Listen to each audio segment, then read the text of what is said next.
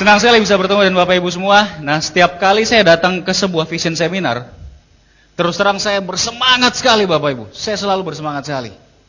Kenapa Bapak Ibu? Saya membaca di banyak sumber. Di berbagai buku, orang-orang sukses mengatakan bahwa ternyata rahasia utama kesuksesan adalah antusiasme. Semangat Bapak Ibu. Anda tahu, Jack Welch, CEO dari General Electric GE, mengatakan hal itu.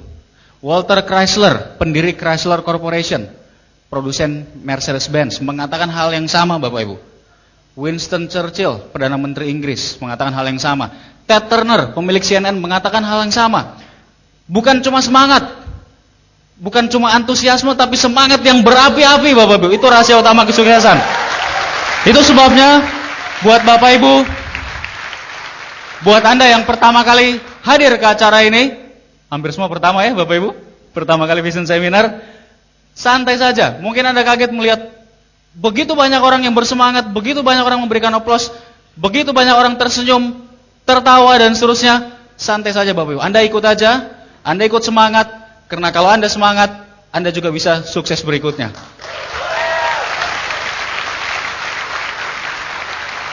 Terima kasih. Baik Bapak Ibu, perkenalkan, nama saya Rizky Kanata, lahir di Makassar 25 tahun yang lalu. Sebetulnya ini bukan pertama kali saya ke Padang. Saya lahir di Makassar, ayah saya asli Sulawesi Selatan, ibu saya asli Minang. Dari Bukit Tinggi, jadi setengah pulang kampung sebetulnya gitu ya. Walaupun saya jarang sekali ke Padang dan Bukit Tinggi. Terus terang saya beruntung sekali saya lahir di keluarga yang berada. Sejak saya lahir, orang tua saya udah berkecukupan. Dua-duanya pekerja keras, ayah saya pekerja keras, ibu saya pekerja keras, dan saya belajar banyak dari beliau berdua. Mereka tidak pernah mengajari saya untuk bekerja keras, tidak pernah mengajari saya untuk kamu rajin belajar dan seterusnya, tapi saya melihat teladan dari mereka Bapak Ibu. Saya melihat mereka mencontohkan dengan teladan. Itu sebabnya saya sudah mengerti yang namanya bekerja keras sejak kecil, contoh dari orang tua saya. Saya waktu SD termasuk yang cukup rajin belajar, saya biasanya hampir selalu masuk 5 besar, 3 besar. Nah tapi di samping itu, saya juga selain cukup rajin belajar juga cukup nakal juga Bapak Ibu. Saya waktu SD suka berkelahi. Sebetulnya kalau mulai duluan jarang, tapi kalau ditantang nggak nolak, jadi hampir-hampir sama. Saya sering berkelahi waktu SD. Nah tapi suatu ketika saya kena batunya, biasanya saya menang kalau berkelahi. Tapi saya kena batunya tiba-tiba waktu saya kelas 3 SD, ada seorang teman saya yang, waduh ini orang besar sekali, bedanya dengan saya beratnya sekitar 15 kilo Bapak Ibu. Waduh besar sekali. Saya kena batunya, dia tiba-tiba memukul saya dan saya nggak bisa apa-apa. Saya cukup babak belur waktu itu, tapi saya sama sekali tidak menangis. Malah saya dalam hati pikir, aduh, kok saya bisa kalah sama dia. Jadi saya memang orangnya seperti itu dari dulu, nggak mau kalah. Nah itu kira-kira waktu masa kecil seperti itu. Nah, saya masuk SMP juga masih di Makassar. SMP juga saya tetap berimbang gitu ya, cukup rajin belajar, tapi cukup main juga kemana-mana. Nah saya suka sekali olahraga.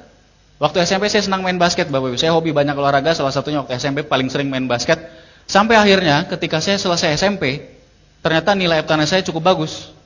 Orang tua saya, beliau berdua menawarkan saya, gimana kalau kamu SMA di Bandung? Ayah saya menawarkan.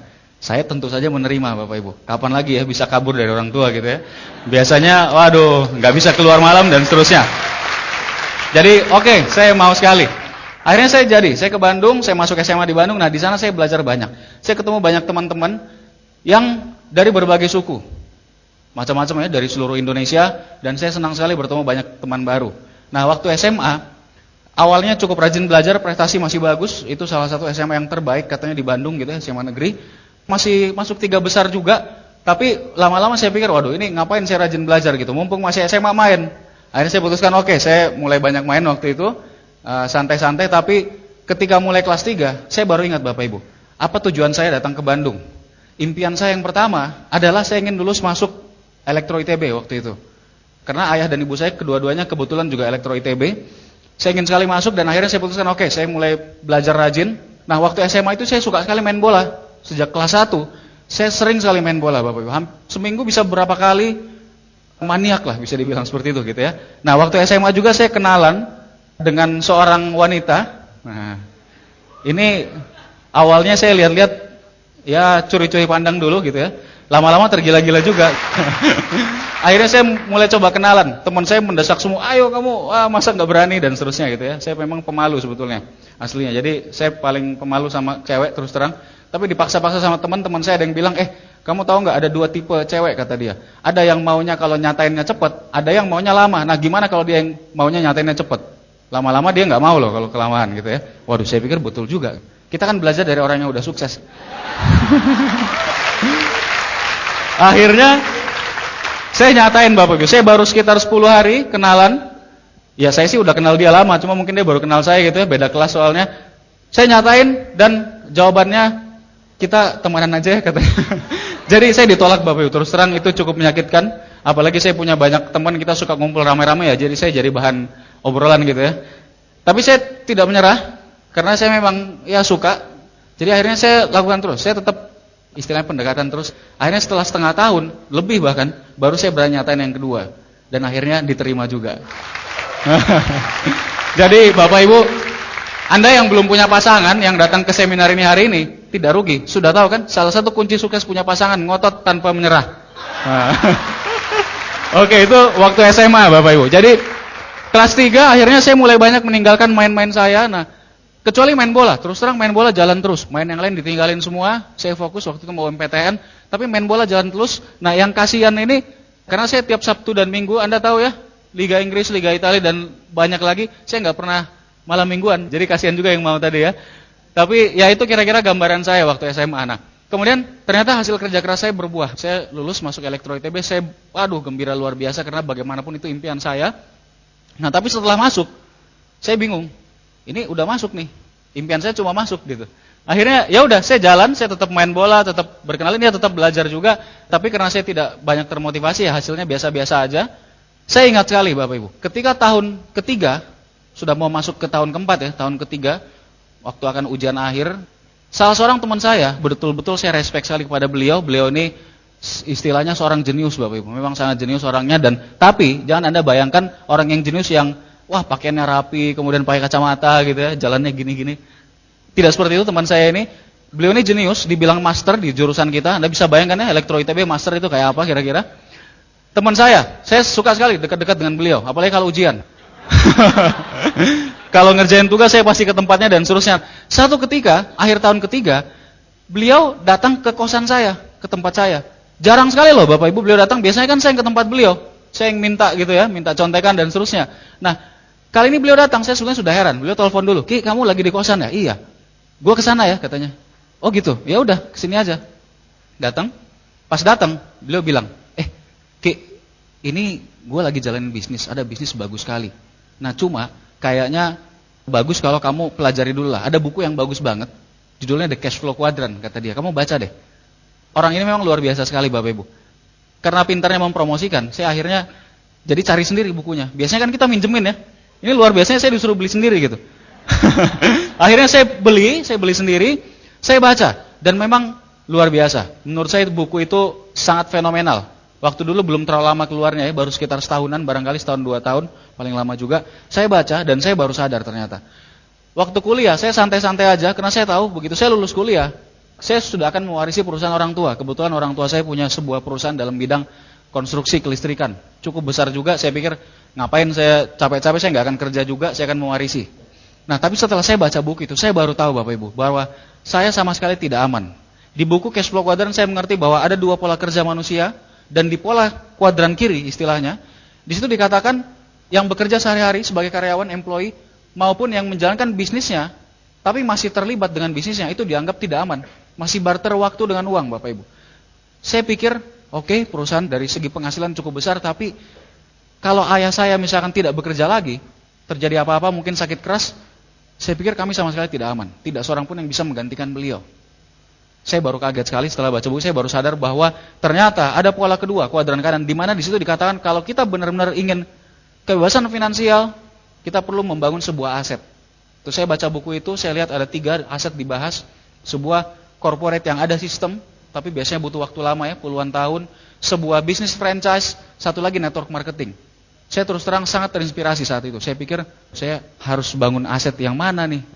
Saya selesai baca, tidak lama kemudian, kira-kira mungkin seminggu 2 minggu setelah merekomendasikan buku tadi, teman saya datang lagi Bapak Ibu. Nah, kali ini dia datang ke kosan saya, terus dia cerita. Sekarang gue jelasin bisnis yang gue cerita. Luar biasa memang ya. Beliau jelaskan, terus terang saya mendengarkan, saya sangat memperhatikan waktu itu. Dan beliau jelaskan bisnis Tiansi. Saya kaget sekali waktu lihat, loh ini ada satu peringkat passive income, bahkan ada sharing internasional kalau bronze line dan seterusnya. Terus terang saya waktu itu sangat tertarik Bapak Ibu, sangat tertarik. Apalagi ada BMW dan seterusnya. Tapi saya setengah tidak percaya, saya tanyakan ke beliau, beliau bilang ini benar. Sudah banyak yang dapat di luar negeri, bahkan di Indonesia. Ini sudah ada beberapa orang yang dapat. Saya kaget sekali Bapak Ibu. Saya percaya sekali kepada beliau, jadi saya bilang, oke, bisnisnya bagus, saya pelajari dulu ya. Saya tertarik terus terang. Tapi saya pelajari dulu ya. Akhirnya beliau meminjamkan beberapa brosur, buku dan sebagainya. Beliau pulang. Setelah dipinjamkan saya baca sedikit-sedikit, terus saya masukkan ke laci. Nah setelah itu Bapak Ibu, saya udah lupa bisnisnya. Biasa ya manusia. Nah tapi teman saya ini memang orangnya pintar sekali lah. Beliau banyak belajar rupanya selama menjalankan. Setelah kira-kira seminggu 2 minggu beliau kontak saya, beliau mengundang saya ke satu acara yang namanya OPP Bapak Ibu. Open Plan Presentation. Beliau mengundang saya ke OPP, beliau bilang OPP-nya ini hari Minggu Ki. Hari Minggu jam 4, lu usahakan on time. Terus saya bilang, loh ini Minggu kan ada pertandingan bola, saya bilang antar jurusan. Saya kan gak pernah lewat yang kayak gitu. Aduh, saya gak bisa datang deh kayaknya. Main bolanya itu kalau kita mulai nanti jam 3, biasanya molor-molor dikit malah mulainya. Saya gak bisa datang. Teman saya bilang, udah pokoknya kamu usahain selesai main bola langsung kejar ke sana. Oh ya udah. Akhirnya main bola, selesai main bola itu kira-kira sudah hampir jam 5 Bapak Ibu. Saya cepat-cepat karena saya memang sudah janji. Oke lah pokoknya saya datang, saya bilang. Saya pulang ke rumah cepat-cepat mandi, cepat-cepat berangkat ke gedung pertemuan tadi. Ketika saya sampai di gedung pertemuan Bapak Ibu, saya masuk, waktu itu adalah OPP Akbar di Bandung. Waktu itu Bandung udah besar sekali. OPP aja itu jumlah yang hadir 4 kali dari acara kita hari ini. 1000-an orang, sorry bukan 4 kali, 2 kali. Jadi 1000-an berapa, 1500-an barangkali. Saya masuk, banyak sekali orang, panggungnya jauh di depan. Saya nggak bisa lihat apa-apa, banyak yang sudah berdiri di belakang. Saya masuk, cuma dengar-dengar suara-suara nggak jelas, 5 menit, setelah itu bubar semua orang pulang. Terus terang Bapak Ibu, saya tidak dapat apa-apa di acara tadi. Saya tidak dapat apa-apa, tapi saya pulang dengan bersemangat sekali. Kenapa? Saya lihat bisnis ini bisnis apa. Saya nggak tahu bisnisnya pun, tidak lihat OPP-nya, saya udah tahu bahwa saya akan jalankan terus karena saya melihat begitu banyak orang yang sangat serius menjalankan usaha ini. Akhirnya saya putuskan, oke, saya akan jalankan. Saya bilang ke teman saya tadi, oke, saya mau jalan, saya mau join, tapi ini belum punya duit. Walaupun keluarga kami berada Bapak Ibu, tapi saya dididik dengan cukup keras gitu ya. Duitnya tiap bulan pas-pasan, pas habis, bukan pas mau beli mobil ada uangnya gitu ya. Pas habis maksudnya. Jadi saya nggak punya uang terus terang. Saya bilang ke beliau, saya telepon ayah dulu. Saya telepon ayah saya. Saya telepon, saya coba jelaskan bisnis ini, tapi orang tua saya tidak mengerti Bapak Ibu. Mereka berpikir bisnis ini sama dengan konsep bisnis yang ada di luaran. Saya untuk menjelaskannya susah, karena lewat telepon. Saya menelpon ke Makassar gitu ya. Akhirnya ayah saya bilang, ayah saya cuma ketawa, oh udahlah kamu nggak usah pikirin itu, kamu kuliah aja terus. Akhirnya saya tutup teleponnya, selesai. Tapi saya ngotot, udah tahu ya, saya ngotot, besoknya saya telepon lagi. Masih nggak boleh. Besoknya saya telepon lagi. Ketika saya menelpon ketiga kali, saya dimarahi habis-habisan. Dan terus terang, ini sekarang bisa ketawa-ketawa. Dulu saya benar-benar dimarahin. Saya sekitar 45 menit ditelepon interlokal dari Makassar cuma buat dimarahi Bapak Ibu. Waktu itu saya cukup shock juga. Ibu saya malah sampai mengatakan, kamu ini udah dibesarkan, dikirim jauh-jauh, nggak mau dengerin orang tua. Itu cukup shock buat saya. Nah akhirnya saya putuskan, oke, saya tidak akan kontak lagi.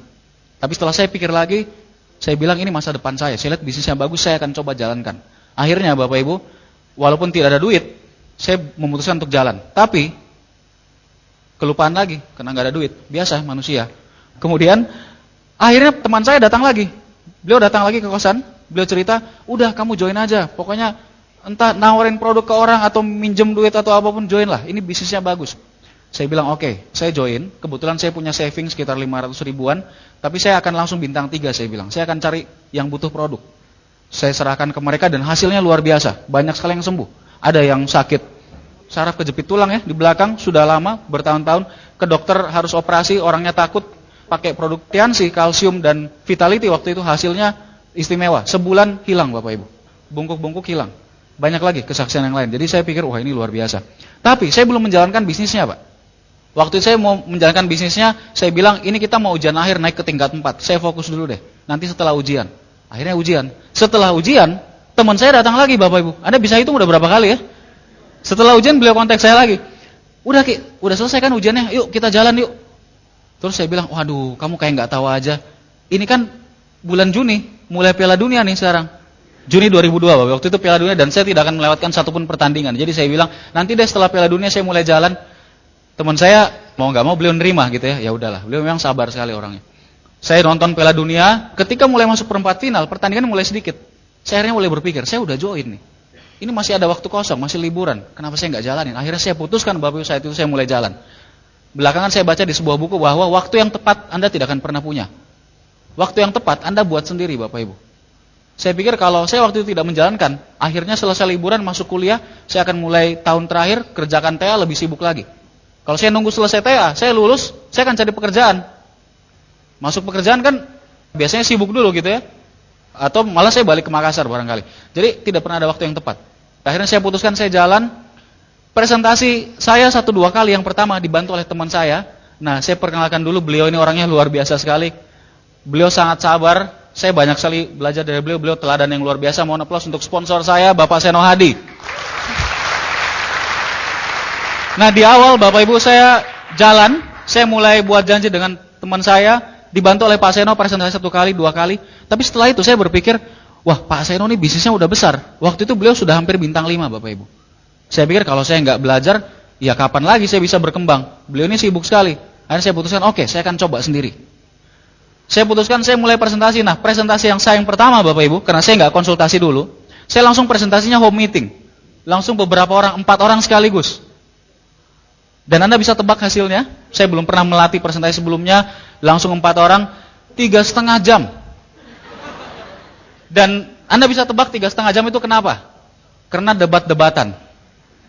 Teman-teman saya jelaskan, sebetulnya ada yang positif. Cuma karena secara umum ada beberapa yang negatif. Akhirnya semuanya negatif, Bapak Ibu.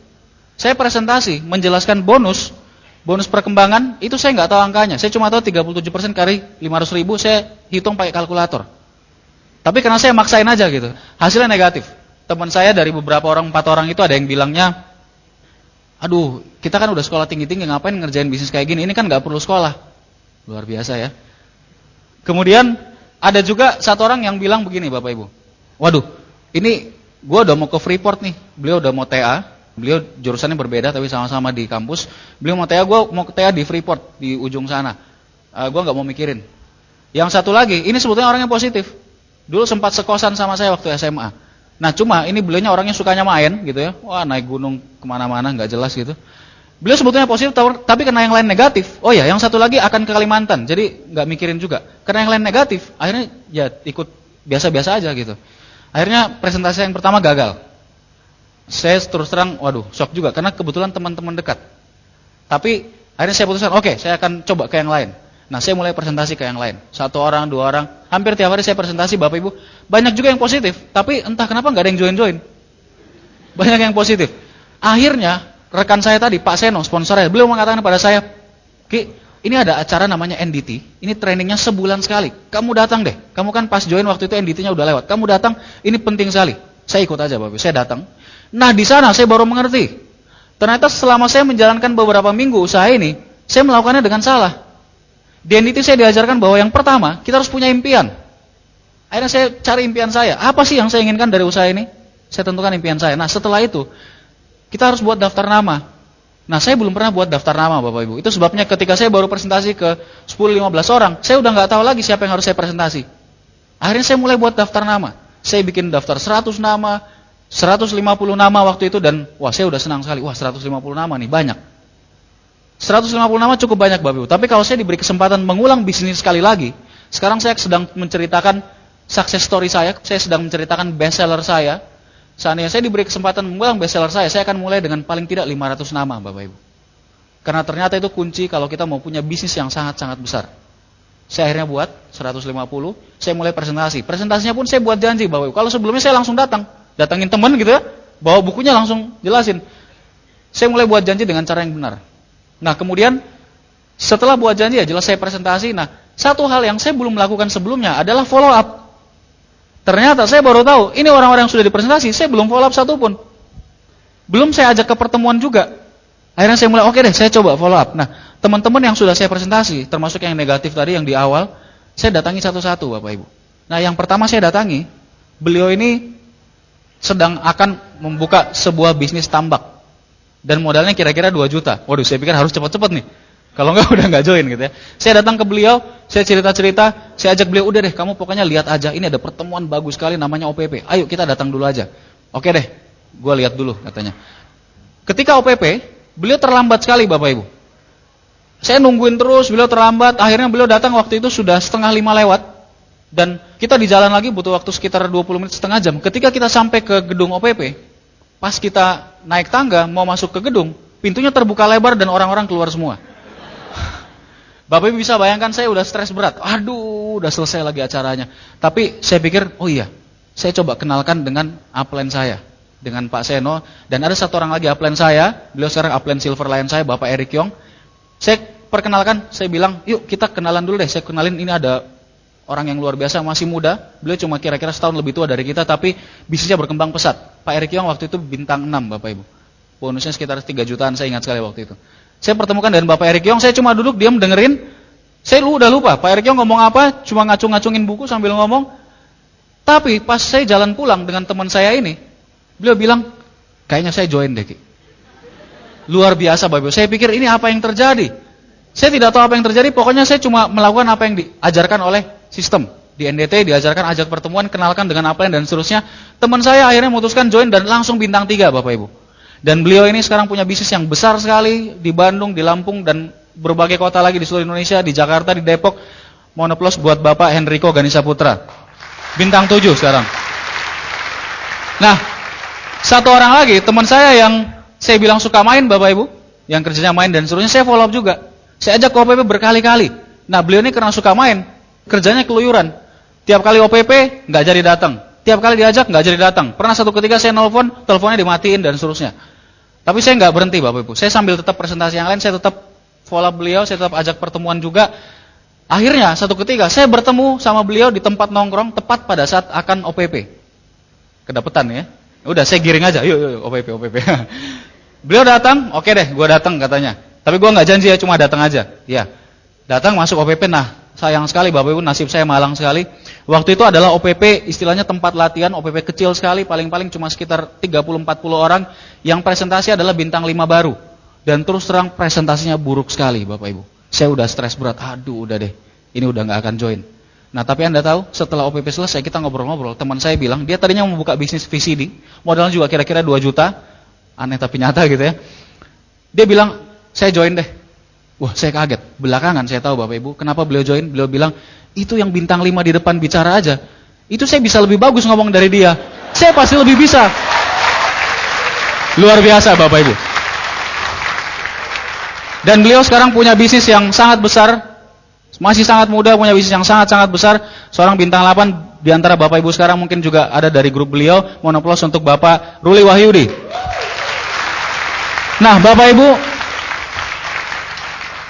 banyak hambatan yang saya temui. Banyak hambatan dan terus terang ada beberapa yang benar-benar membuat saya shock dan hampir berhenti menjalankan usaha ini. Saya terus melakukan presentasi, tentu saja banyak yang menolak Bapak Ibu, tentu saja banyak yang menolak. Tapi banyak juga yang mau. Nah satu cerita lagi, saya bertemu dengan seorang teman, beliau ini teman SMA, kuliahnya udah beda, jurusannya beda. Mereka masih pacaran waktu itu, ini berdua, ada 2 orang. Tahu-tahu suatu ketika, beliau berdua datang ke saya, pas ketemu, beliau ngomong, Ki, kamu katanya lagi jalanin bisnis jaringan ya? Saya bilang, iya, tahu dari mana? Oh dari anak-anak tuh, ada yang bilang dan seterusnya. Jelasin ke kita dong. Oke, akhirnya saya jelasin. Saya cerita, saya jelaskan waktu itu menjelang maghrib Bapak Ibu. Terus terang tempat itu tidak ada penerangan. Jadi dekat-dekat ke akhir itu udah nggak kelihatan. Saya cuma cerita, ngomongnya aja yang kedengeran barangkali. Tapi mereka berdua tertarik. Nah mereka bilang, oke, kita tertarik nih. Kalau gitu lu datang OPP. Di situ bagus sekali, nanti jelaskan lebih detail. Nanti kita bisa lihat orang-orang yang udah pengalaman, mereka yang udah sukses berbicara nanti di situ. Kemudian menjelang OPP, saya telepon beliau berdua. Saya ajak datang. Wah mulai nih. Diajak datang langsung bilang, waduh lagi sibuk nih minggu ini. Ini lagi mau ujian nih. Waduh nggak bisa deh. Terus kemudian saya kontak lagi. Habis itu masih sibuk juga Bapak Ibu. Saya kontak terus, akhirnya satu ketika beliau bilang, oke deh kita datang. Kebetulan minggu ini kita berdua bisa datang. Pada hari H Bapak Ibu, sejam sebelum acara saya telepon. Lu jadi datang kan? Ya udah datang on time ya. Iya kita udah mau berangkat kok.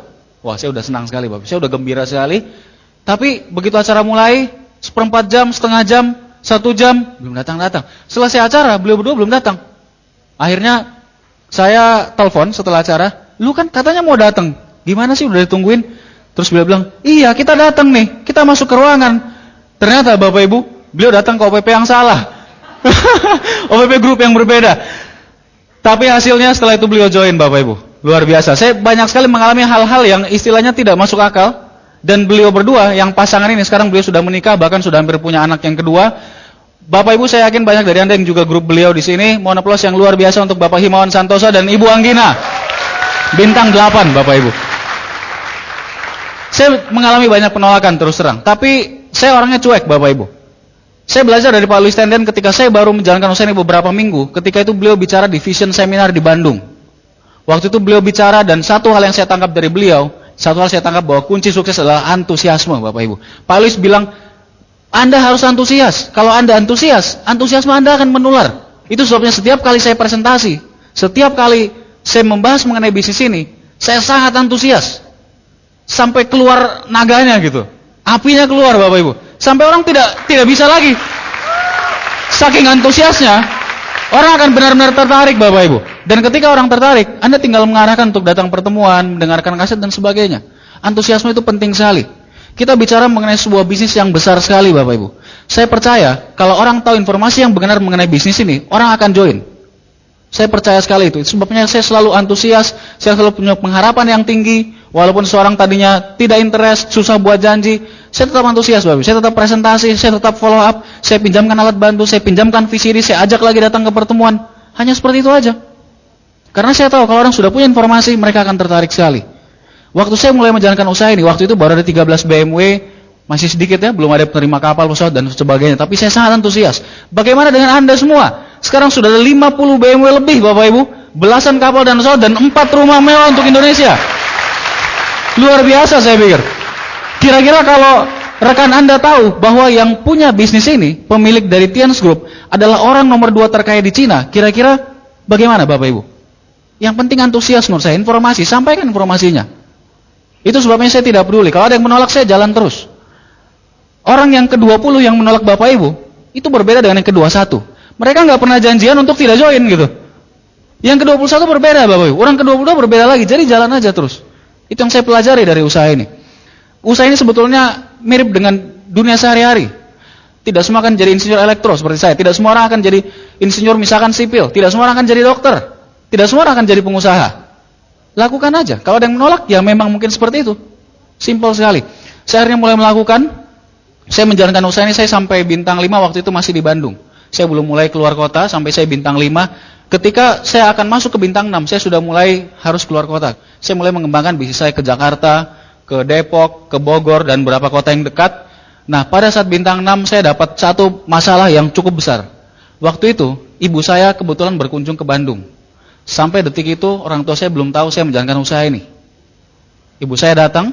Kalau ibu datang, ya tentu saya harus menemani gitu ya. Dan saya tidak punya waktu untuk menemani. Saya presentasi, datang pertemuan, dan kemana-mana. Akhirnya, saya terpaksa mengaku kepada ibu saya. Saya mengaku bahwa saya menjalankan usaha ini, saya presentasi kepada ibu saya. Dan seperti yang saya bilang Bapak Ibu, kalau informasinya sampai dengan benar, orang akan percaya. Dan ibu saya menerima.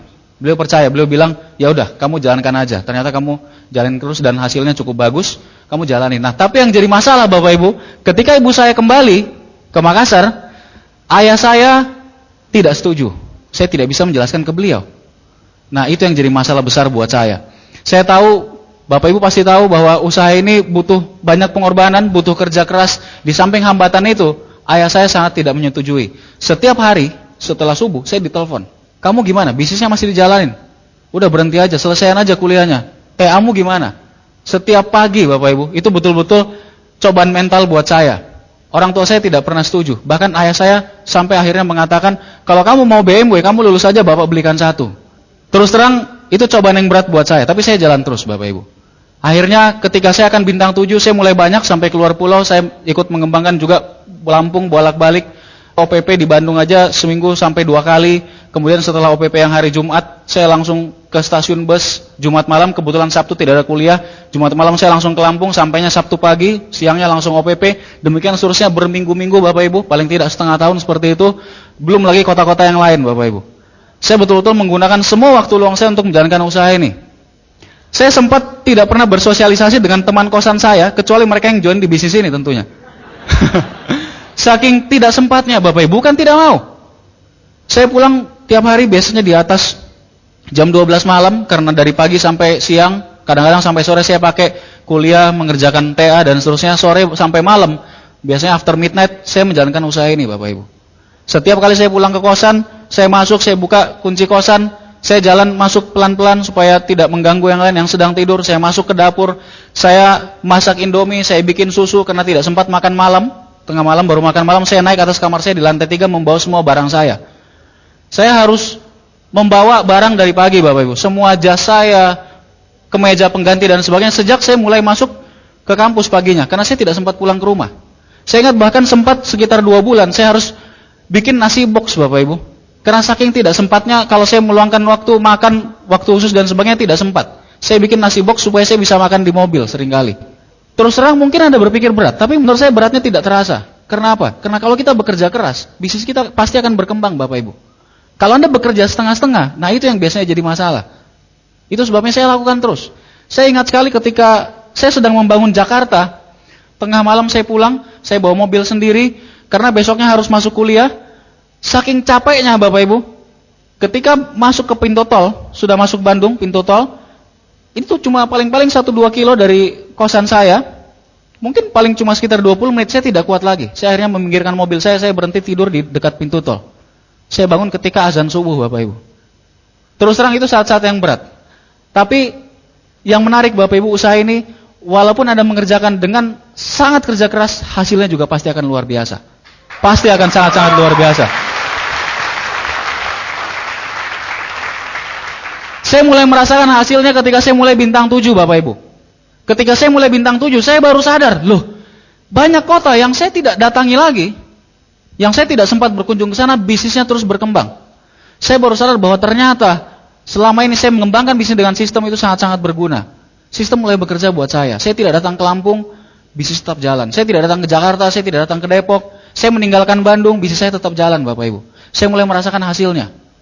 Bahkan ketika saya akan bintang 8, saya mulai fokus sekali mengerjakan tugas akhir, bahkan sampai sekitar setengah bulan, itu saya tidak sempat keluar kota, saya hanya di Bandung. Tapi bisa tetap berkembang Bapak Ibu. Itu hasil dari kerja keras. Ketika bintang 8 akan mengerjakan TA, saya ingat sekali waktu itu saya didesak terus oleh orang tua saya, oleh ayah saya, disuruh menyelesaikan TA saya secepatnya. Karena saking tidak sempatnya mengerjakan TA, paginya, kadang-kadang kuliah, ada tugas dan sebagainya. Saya pernah setelah selesai presentasi, sekitar 2 minggu terakhir, pada saat akan sidang, itu saya jam 12 malam baru masuk ke lab, baru mengerjakan lagi, melanjutkan dan seterusnya. Selesai dini hari pulang ke rumah, besoknya paginya bangun lagi dan seterusnya. Tapi saya merasakan sekali Bapak Ibu, ketika saya sidang, kemudian saya lulus, saya merasakan sekali benar-benar hidup berubah. Saya sudah lulus, ketika itu saya mencapai bintang 8 tepat beberapa minggu sebelum saya lulus Bapak Ibu. Jadi ketika saya lulus, saya benar-benar merasa plong. Saya mendapatkan impian saya memenuhi impian orang tua saya juga. Hasilnya benar-benar luar biasa. Saya mencapai bintang 8 waktu itu 14 bulan, kemudian bronze line sekitar 8-9 bulan berikutnya. Mungkin Anda pikir luar biasa Bapak Ibu, tapi ternyata semua kesuksesan itu dimulai cuma dari langkah-langkah yang kecil. Saya baca di sebuah buku dikatakan bahwa sukses itu bukan satu pekerjaan besar yang Anda lakukan satu kali Bapak Ibu. Tapi sukses ada pekerjaan-pekerjaan kecil yang Anda lakukan terus-menerus sampai Anda mencapai apa yang Anda inginkan. Itulah sukses Bapak Ibu. Kalau Anda ingin berangkat dari New York, Anda ingin berangkat ke Tel Aviv di Moskow, tapi Anda menyimpang sedikit 1 derajat ke selatan, maka Anda akan tiba di Tel Aviv di Israel Bapak Ibu. Anda mengerti maksud saya? 1 derajat di awal, kalau Anda lakukan terus-menerus, itu akan memberikan arti yang luar biasa besarnya. Itulah bisnis ini. Saya belajar banyak mengenai prinsip-prinsip bisa sukses di usaha ini. Saya belajar bahwa yang pertama orang sukses harus miliki adalah mereka harus punya yang namanya sikap positif. Sikap positif yang paling penting menurut saya yang tadi antusiasme. Penting sekali. Bapak Ibu tahu, antusiasme itu artinya dari bahasa Yunani yang artinya adalah God in us, Tuhan di dalam kita. Nah, kira-kira Anda bayangkan, kalau ada Tuhan di dalam diri Anda, seperti apa Anda melakukan presentasi Bapak Ibu? Seperti apa Anda bicara ke orang kalau ada Tuhan dalam diri Anda? Itu yang namanya antusiasme. Dan hasilnya luar biasa sekali. Saya juga belajar sikap positif dari usaha ini, bahwa kita harus banyak mau belajar. Sikap positif selanjutnya leadership, Bapak Ibu. Saya belajar banyak sekali mengenai kepemimpinan. Saya belajar bahwa yang namanya leader adalah dia melakukan dahulu baru yang lain mengikuti.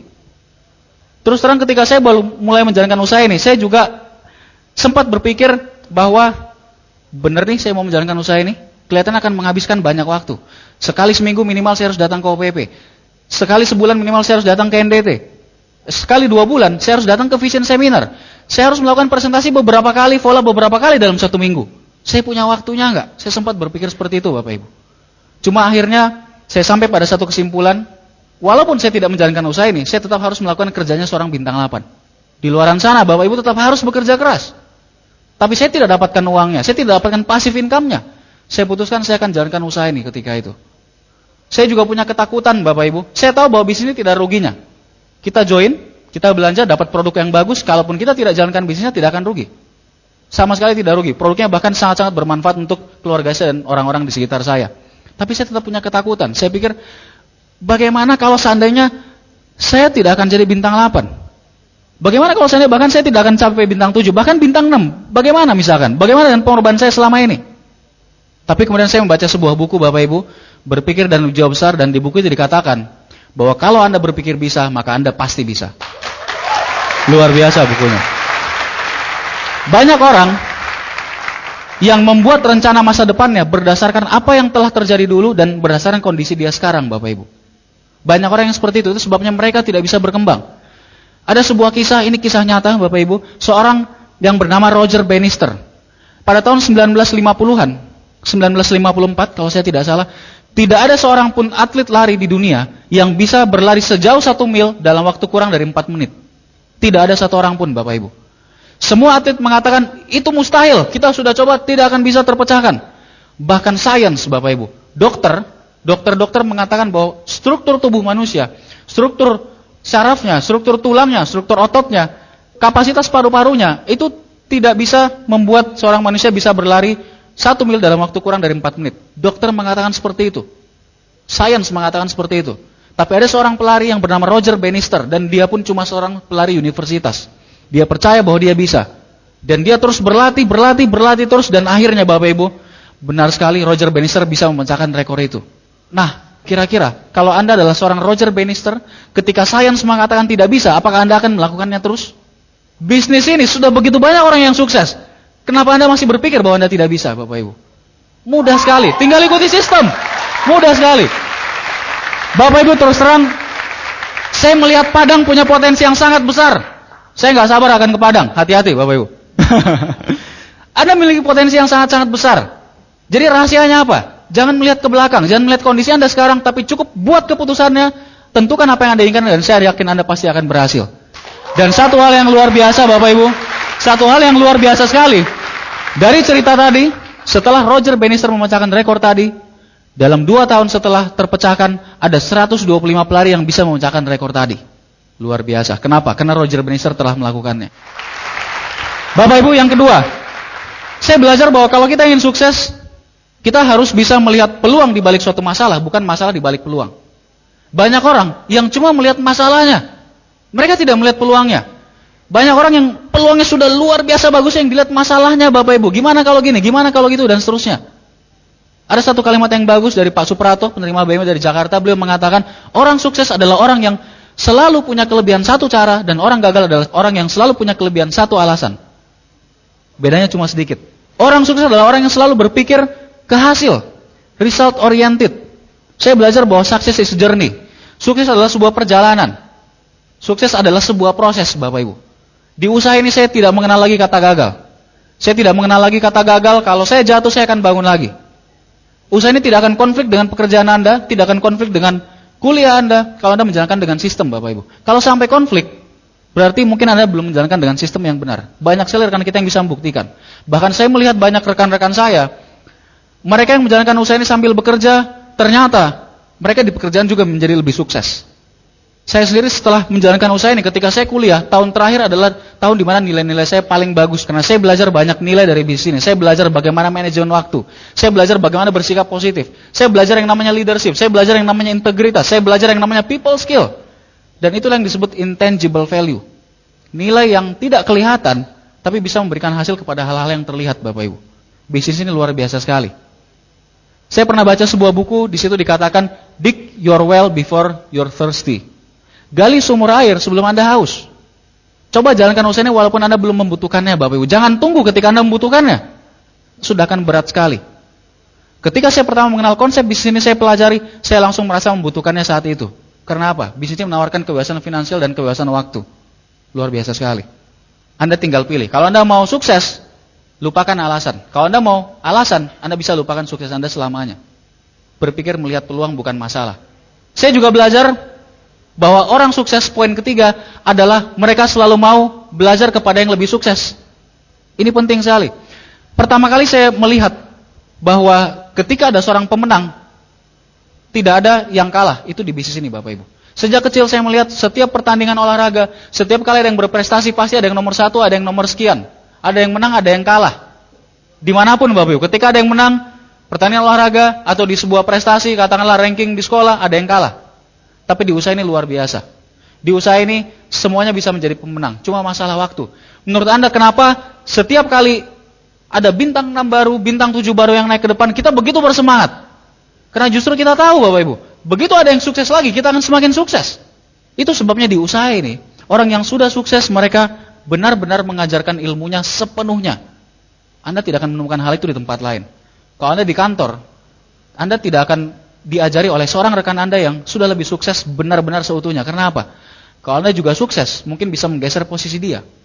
Kalau Anda di sebuah usaha konvensional juga sama. Tidak mungkin Anda minta resep sukses kepada pesaing Anda, betul? Di usaha ini terbalik, Bapak Ibu. Tapi itu yang membuat kadang-kadang orang tidak menghargai. Istilahnya kalau bahasa Sundanya take it for granted. Kadang-kadang kita pikir upline saya pasti bantu saya. Dia pasti bantu saya supaya dia juga bisa sukses. Kita tidak menghargai. Nah, saya belajar di usaha ini bahwa ini bisnis kita sendiri, Bapak Ibu. Anda bisa lebih sukses dari upline Anda. Itu sebabnya saya selalu menghargai. Setiap kali saya bisa dibantu, setiap kali saya diberi waktu untuk konsultasi, saya lakukan. Karena saya tahu, tinggal dibalik cara berpikirnya. Kadang-kadang orang berpikir, aduh, upline saya kan masih bintang 5, saya santai aja, pasti dibantuin. Kenapa Anda tidak balik? Kalau upline Anda bintang 6, kenapa Anda nggak bintang 7, Bapak Ibu? Kalau upline Anda bintang 7, kenapa Anda nggak bronze lion sekalian? Bisnis kita sendiri. Ada satu cerita yang bagus sekali. Saya pernah mendengarkan ceritanya di sebuah training, kisah mengenai 3 orang sekawan.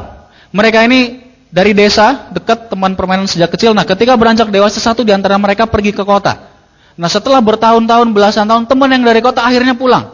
Dan mereka gembira sekali, nostalgia. Teman dekat, akhirnya mereka putuskan, yuk kita main lagi, kita nostalgia. Kita main-main di danau yuk, yang tempat kita main dulu. Oke, besok kita mancing di danau itu. Mereka akhirnya memancing, besoknya di atas perahu, di tengah danau. Ketika hari menjelang siang, satu orang di antara mereka bilang, aduh, gue lapar nih, belum sarapan tadi. Gue pulang dulu ya. Kebetulan di rumah gue ada istri gue tadi masak ayam goreng, gue makan dulu. Yang lain bilang oke.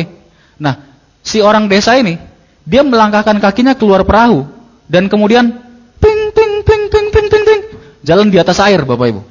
Cikung, ginkang, ilmu meringankan tubuh. Teman yang dari kota melongo, hah? Ini apa yang terjadi dengan teman saya, kata dia. Dia kaget sekali. Tidak lama kemudian yang tadi balik lagi, ting ting ting ting ting ting ting, naik ke atas perahu, mancing lagi. Nah, ketika siang, teman yang satunya yang dari desa juga bilang, aduh, gua lapar nih. Boleh nggak gue ke rumah lu minta ayam goreng sama istri lu? Ya udah, langsung aja ke sana, kan udah kenal.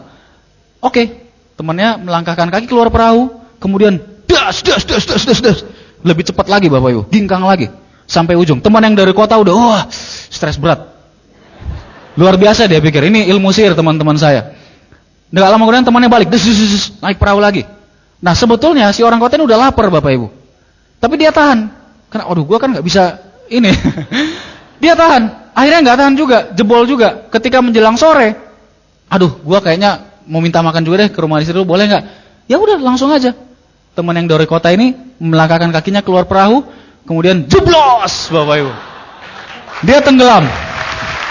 Nah, temannya yang berdua buru-buru cepat-cepat menolong dia, menarik dia keluar dari air, kemudian mengeringkan tubuhnya, dan mereka langsung bilang, aduh sorry, kita yang salah, kita lupa ngasih tahu kepada kamu di mana letak batunya. Bapak Ibu, Kalau Anda merasa sulit menjalankan usaha ini, masalahnya cuma satu, Anda belum tahu letak batunya. Itu sebabnya kita menjadikan sistem unicorn supaya Anda bisa menjalankan bisnisnya dengan benar. Seringkali banyak orang melihat orang sukses itu luar biasa, ilmu sihir, magic, Pak Louis Tendian begitu hebat dan seterusnya. Anda cuma belum tahu letak batunya, Bapak Ibu. Itu sebabnya disediakan satu sistem yang benar-benar bisa membantu Anda mengembangkan bisnis Anda. Di usaha ini saya belajar banyak sekali dari upline saya, Bapak Eric Yong, upline Silverline saya. Sejak pertama saya menjalankan usaha ini, Pak Eric sudah mengatakan, Rizky, kalau kamu mau berhasil, dalam 2 tahun ini kamu harus melakukan seperti ini. Dalam 1 bulan ke depan kamu harus melakukan seperti ini. Minggu depan kamu harus melakukan seperti ini. Sehari-harinya kamu harus melakukan seperti ini. Dan saya lakukan, Bapak Ibu. Saya tinggal mengikuti pola orang sukses. Sudah ada polanya. Anda berkumpul dengan orang-orang yang lebih sukses supaya Anda bisa mempelajari kebiasaannya. Kebiasaanmu bisa membuatmu hancur atau membuatmu menjadi sukses. Itu saya baca di sebuah buku. Dan di awal kita yang membentuk kebiasaan itu, nantinya kebiasaan akan membentuk kita. Jadi belajarlah dari orang yang sudah lebih sukses. Itu prinsip yang ketiga. Kemudian Bapak Ibu, yang keempat, nah ini terus terang yang berat sekali. Anda yakin mau mendengarnya?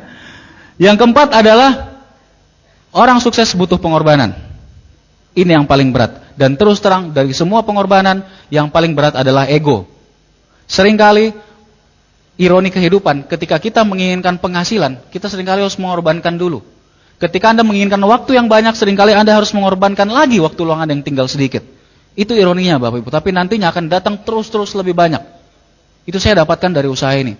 Pengorbanan paling besar adalah ego. Buat saya, sulit sekali yang namanya penolakan. Saya orangnya koleris itu tidak mau kalah. Kalau ada orang yang tidak setuju, paling tidak bisa dengar Bapak Ibu. Tantangan berat buat saya ketika melakukan presentasi. Tapi saya belajar untuk lebih baik dan saya tahu bahwa di bisnis ini Anda tidak mungkin menghindari penolakan. Kalau orang yang menolak lebih banyak, artinya lebih banyak orang yang akan join juga. Saya belajar untuk mengatasi ego. Mungkin Anda berpikir, aduh gimana nih, nggak keren nih. Orang nyangkanya kita jalanin bisnis yang nggak jelas. Karena mereka belum tahu informasinya. Kalau Anda berpikir untuk mengesankan seseorang, mungkin Anda perlu pikir lebih lanjut Bapak Ibu. Coba Anda pikir, siapa teman dekat Anda? Atau siapa keluarga dekat Anda, mungkin tante Anda yang paling dekat sama Anda, om Anda yang paling dekat sama Anda, atau mungkin malah saudara Anda. Saya tanya Bapak Ibu, hari ini, sudahkah Anda berpikir mengenai mereka? Mungkin belum. Sebetulnya orang juga jarang berpikir mengenai kita, jadi buat apa dipikirin? Orang lain seringkali tidak peduli Bapak Ibu. Kalau Anda sukses, Anda dapat BMW, Anda punya passive income, orang lain tidak peduli sebetulnya. Apalagi kalau Anda gagal Bapak Ibu. Mungkin lebih tidak peduli lagi. Masa depan kita adalah urusan kita sendiri. Mungkin orang yang bilang bahwa, aduh kamu gak usah jalanin seperti itu dan seterusnya. Kira-kira kalau nanti Anda kesulitan, Anda mau membiayai pendidikan anak Anda, kira-kira mereka mau bantu Bapak Ibu? Belum tentu, mungkin mereka cuma bilang kasihan. Masa depan kita di tangan kita sendiri. Itu yang saya pelajari dari usaha ini. Ada sebuah cerita Bapak Ibu, mengenai 2 orang, sahabat dekat, mereka ini sekantor.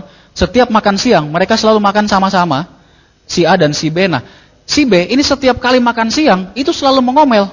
Setiap kali buka bekalnya, dia ngambil makanannya, terus bilang, aduh, roti isi kacang lagi, bosan deh, makan. Akhirnya temennya nggak tahan juga. Si Pak A akhirnya suatu saat nanya ke Pak B, lu kalau nggak suka roti isi kacang, kenapa nggak minta aja ke istri? Minta dibuatin yang lain, roti isi sosis kayak, roti isi telur, atau minta nasi. Kemudian temannya melihat ke dia, Pak B ini, dan Pak B bilang, kamu ini gimana sih? Ini kan saya sendiri yang buat. Bapak Ibu, banyak orang yang mengomel terus setiap hari, mengomel terus tapi terus melakukan hal yang sama Bapak Ibu. Kalau Anda mengharapkan hasil yang berbeda dengan terus melakukan hal yang sama, itulah yang disebut definisi kegilaan. Yang bilang bukan saya. Yang bilang buku Bapak Ibu. Banyak sekali buku mengatakan hal seperti itu. Dan salah satu yang bilang adalah Albert Einstein. Manusia abad ke-20. Manusia yang sangat jenius, dia mengatakan hal yang sama.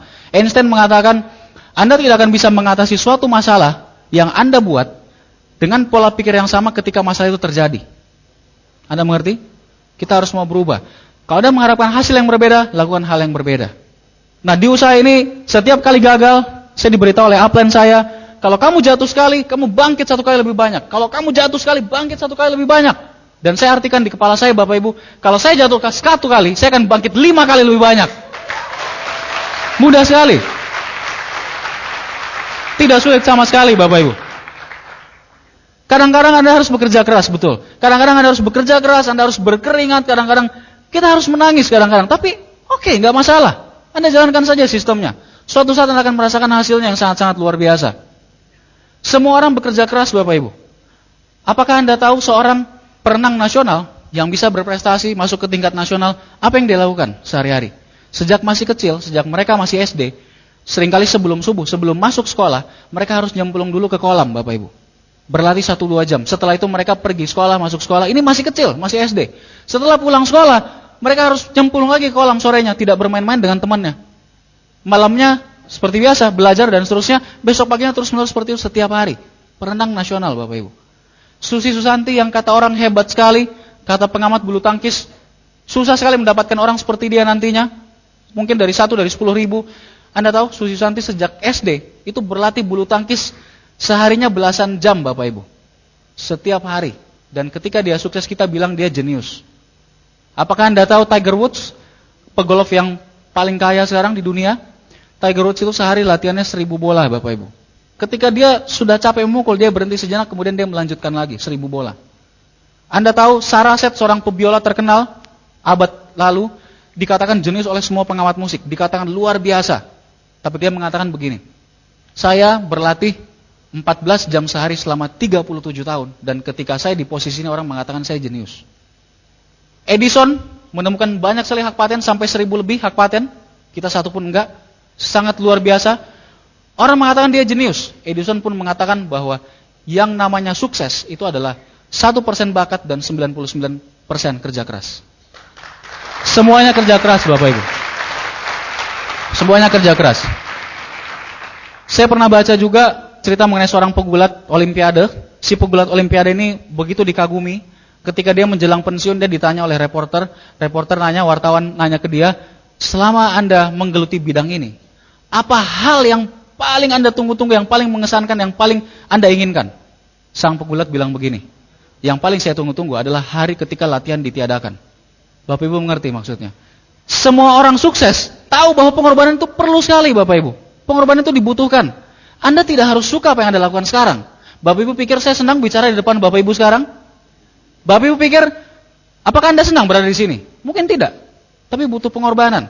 Banyak hal yang tidak saya sukai dari usaha ini. Saya paling malas ngomong Bapak Ibu. Saya tidak suka bicara. Saya tidak suka kenalan dengan orang baru. Dulu kalau Anda tahu, setiap kali berkumpul dengan teman, saya mungkin yang paling sedikit berbicara. Saya lebih banyak mendengarkan Bapak Ibu. Tapi di usaha ini saya tahu itu perlu, saya belajar untuk melakukannya lebih baik, dan lebih baik lagi Bapak Ibu. Sukses butuh pengorbanan bagaimanapun juga. Kalau Anda mau sukses, Anda perlu mengorbankan sesuatu. Yang kelima, untuk sukses kita perlu impian yang sangat kuat. Saya melihat orang-orang yang sukses, Pak Louis Tendean, Bapak Trisulo, Bapak Naga Sugara, dan seterusnya. Beliau itu punya impian yang sangat kuat. Anda pernah mendengarkan istilah mountain mover? Orang yang bisa menggerakkan gunung Bapak Ibu? Menurut saya, impiannya Pak Louis bukan menggerakkan gunung lagi, tapi menghancurkan gunung. Beliau punya impian yang kuat sekali. Itu salah satu kunci kalau kita mau sukses. Kalau Anda berpikir bahwa di bisnis ini Anda bisa mendapatkan 500 ribu, 1 juta sebulan, mungkin itu yang Anda dapatkan. Tapi kalau Anda pikir bahwa Anda bisa mendapatkan puluhan juta, ratusan juta, Anda juga bisa mendapatkan itu di usaha ini. Saya belajar untuk tidak menawar, karena saya tidak ingin impian saya ditawar. Anda ingin impian Anda ditawar, Bapak Ibu? Jangan menawar, lakukan saja kerjanya, mudah sekali. Gold Lion, Diamond, Freedom, itu adalah sebuah kebebasan dan sangat mahal harganya. Sangat mahal. Sangat mahal Bapak Ibu. Tapi terus terang di usaha ini kita membayarnya sangat-sangat murah. Bayangkan kalau Bapak Ibu 1 tahun lagi Anda punya penghasilan 2 kali dari penghasilan Anda saat ini. Apakah Anda mau menjalankan usaha ini? Bagaimana kalau 1 tahun lagi penghasilan Anda sama dengan penghasilan Anda saat ini, tapi Anda tidak perlu masuk kerja? Apakah Anda mau menjalankan usaha ini? Bagaimana kalau penghasilan Anda nanti 1 tahun lagi 5 kali lebih banyak dari penghasilan Anda saat ini? Bagaimana kalau 10 kali lebih banyak? Bagaimana kalau 100 kali lebih banyak Bapak Ibu? Apakah tidak berharga untuk dijalankan? Sangat berharga Bapak Ibu. Bayangkan kalau nanti 1-2 tahun ke depan, setiap kali Anda jalan-jalan kemanapun, ke mall, Anda bisa membeli barang yang Anda sukai. Ketika istri Anda, anak Anda ingin sesuatu, Anda bisa belikan buat mereka. Bayangkan kalau nanti 2 tahun lagi, setiap kali Anda ingin pergi ke satu tempat, Anda tidak perlu minta izin ke bos Anda Bapak Ibu. Anda bisa pergi kemanapun, Anda tidak perlu pikirkan bisnis konvensional Anda, tidak perlu mikirin utang ke perusahaan, ke bank, dan sebagainya. Bayangkan. Bayangkan kalau 2 tahun lagi, Anda bisa kemanapun, jalan-jalan, kapanpun Anda mau dengan orang-orang yang Anda cintai. Bisnis ini berharga sekali terus terang. sangat-sangat berharga.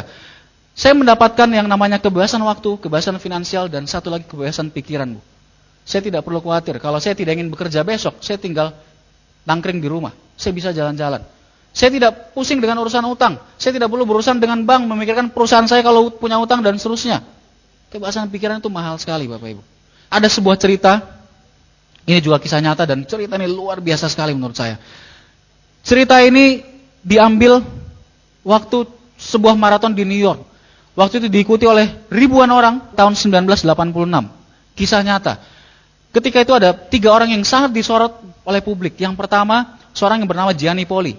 Gianni Poli seorang berkebangsaan Itali. Dia mampu menyelesaikan maraton tadi dalam waktu 2 jam lebih sedikit. Dan dia keluar sebagai juara 1. Orang kedua yang disorot adalah seorang yang bernama Eric Shore. Eric Shore menyelesaikan maraton tadi dalam waktu 12 jam lebih. 5 kali lebih lama, 6 kali lebih lama daripada Gianni Poli. Tapi Eric Shore adalah seorang penderita penyakit poliomyositis.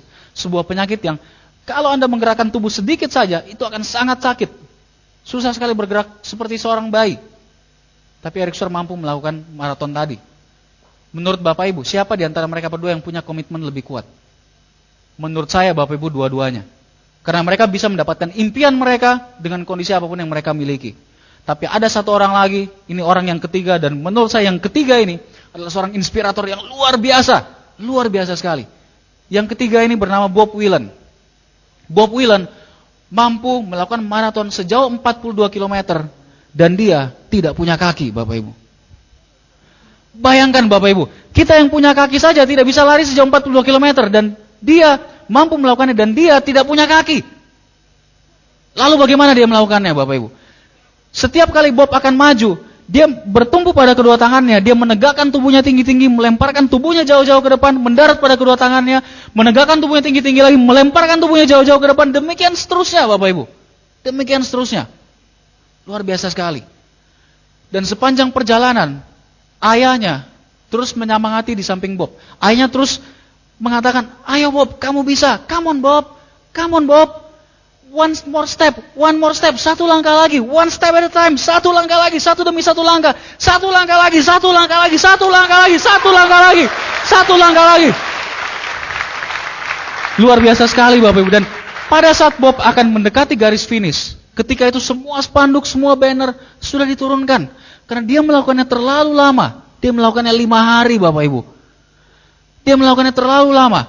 Tapi pada saat itu dia mencapai garis finish, ada jutaan penduduk Amerika yang menyaksikan melalui layar televisi, mendengarkan melalui radio, dan mereka semua memberikan aplaus untuk Bob. Ketika Bob masuk garis finish, dia begitu bangganya. Dia menegakkan tubuhnya tinggi-tinggi, dia melihat ke semua arah, ke kiri, ke kanan, ke depan, dia memandang ke semua arah, begitu bangganya Bapak Ibu. Dan kemudian seorang reporter menghampiri Bob. Sang reporter kemudian bertekuk lutut di depan Bob, kemudian dia bertanya, Bob, Anda adalah atlet yang luar biasa, apa rahasianya? Bob dengan lantang menjawab, Anda harus punya impian. Anda harus bersikap positif. Anda harus mau bekerja keras. Anda harus punya support group yang kuat. Anda ingat ayahnya Bapak Ibu. Anda ingat unicorn. Kemudian sang reporter melihat ketika Bob melepaskan sarung tangannya. Sarung tangan itu penuh dengan darah. Tangan Bob penuh dengan luka Bapak Ibu. Penuh dengan darah. Dan sang reporter bertanya, Bob, apa yang membuat Anda bisa menahan rasa sakit di tangan Anda sejauh 42 km ini? Bob kemudian menegakkan tubuhnya, dia menjawab, saya tidak pernah merasakan rasa sakit di tangan saya selama saya tidak melepaskan pandangan saya dari garis finish. Saya tidak pernah merasakan rasa sakit di tangan saya selama saya tidak melepaskan pandangan saya dari finish line itu. Bapak Ibu, apapun impian Anda, pastikan impian itu kuat. Anda mau melakukan apa saja untuk bisa mendapatkannya. Apapun impian Anda. Anda ingin menjadi diamond, apakah Anda ingin menjadi gold lion, apakah Anda ingin menginginkan freedom, apakah Anda melakukan untuk orang tua Anda, anak Anda, orang-orang yang Anda cintai seperti saya. Apapun impian Anda lakukan terus Bapak Ibu. Anda fight. Anda terus berjuang, jangan pernah menyerah, jangan pernah putus asa. Lakukan terus Bapak Ibu. Saya percaya, kalau Pak Luis dan Bu Feve bisa menjadi diamond, Anda juga bisa menjadi diamond. Saya percaya, kalau Bapak Naga Sugara bisa menjadi silver lion, Anda juga bisa menjadi Silver Lion. Kalau Bapak Eric Yong, kalau Bapak Ferdinand dan Bu Livia bisa menjadi Silver dan Bronze Lion, Anda juga bisa, Bapak Ibu. Saya percaya, kalau saya bisa, Anda juga pasti bisa. Dan semua leader di depan sini percaya. Tapi pertanyaannya Bapak Ibu, pertanyaan sebenarnya adalah, apakah Anda percaya? Kalau Anda percaya, Anda bisa mendapatkannya. Semoga Tuhan merahmati kita semua. Terima kasih, selamat sore.